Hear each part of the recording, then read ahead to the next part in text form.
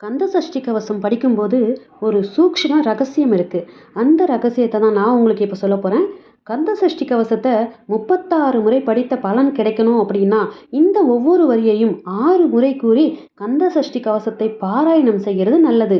ரஹன பவச ரரரரரரர ரிஹன பவச ரிரிரிரிரிரிரி வினபவ சரஹன வீரா நமோ நம நிபவ சரஹன நிர நிர நிரன வசரஹன வருக வருக.